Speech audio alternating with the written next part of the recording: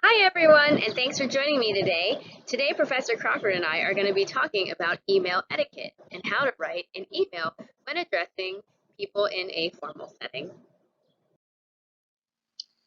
Emails are an important communication tool. It gives you, the sender, the opportunity to think about exactly what you want to say. And it gives the receiver the opportunity to think about how they want to respond. There are different audiences that you send emails to. Sometimes it's an informal audience. Your friends, a family member. We're not going to discuss that type of email today. Today we're thinking about a more formal email. Emails that you might send to a teacher or an employer or to someone you don't know. There are certain basics you'll want to keep in mind when you're sending a formal email.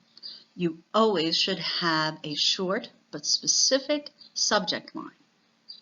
You need to have an appropriate greeting with the person's title.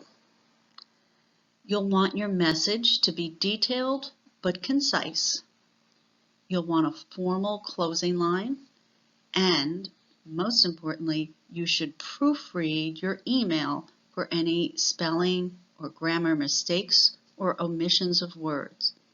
If it's an important email for something you really want, you may want to have another person read through that email to make sure that you're communicating exactly what you wanted to say. The first part of composing an email is making sure to include a subject line. You want to make sure it's specific but not too long, so keep it concise and short.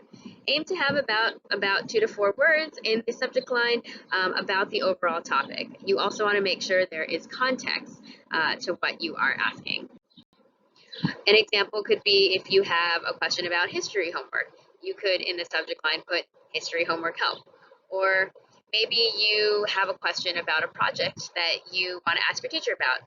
The subject could be meeting Monday for project assistance, making a suggestion that you meet on Monday for help on that project. When composing the email, you want to start with a formal greeting and make sure it's personalized. You want a salutation like hello or dear, good afternoon, good morning, and you want to make sure you include a formal title and name. Formal title being Mr., Professor, Ms., Doctor, etc., and whatever their name is.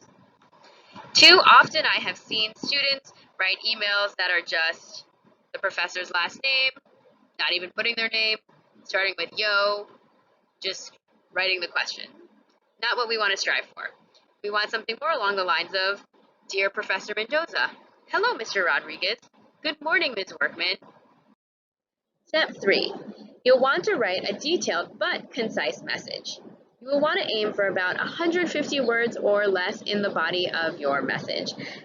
Be sure to only include relevant information and then make the consideration that you'll want to say thank you in the email, as teachers really appreciate that, but so do also working professionals.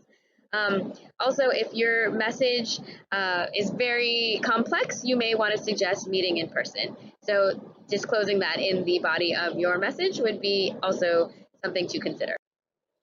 On the side here, I've provided 2 samples. The first one is, say you're addressing your lab teacher. You could say, Dear Professor Lennon, I hope this email finds you well. I was wondering if we could schedule a meeting to discuss why I lost points on my lab. Thanks in advance for your help. The second sample here addresses getting information that may have been missed in class. So you could write to your other professor, Dear Professor Hewitt, sorry to bother you. I was in a rush to get to my next class and forgot to write down what the homework was. Could you please let me know? Thanks for your help with this. The last part of your email shall always have a formal closing line. You want to include a send-off and then sign your name. For example, you could say, Sincerely, Falu. Best, Amirani. All the best, Mia. Of course, remember, you want to sign your name and not the sample names that I've just given. Thank you, Professor Young, for teaching us about the basics of writing a formal email. One last note. There are some things that just should not be in a formal email. Profanity, Never. You should try not to use slang. Always use your formal English. And emoticons and GIFs aren't particularly appropriate when you're writing to a person like a teacher or employer or someone that you don't know. You don't know how they'll interpret these less formal ways of communicating. So good luck on writing your next formal email. It is an important step of self-advocacy to know how to write effective emails. Now that we've mastered the 4 steps of making an email, we are now going to go through a sample email to put them all together. Subject: Pythagorean theorem formula? Question mark. Must mean there's a question about the Pythagorean theorem. Here we go. Dear Professor Nightingale, what a nice salutation the student included. I hope this email finds you well.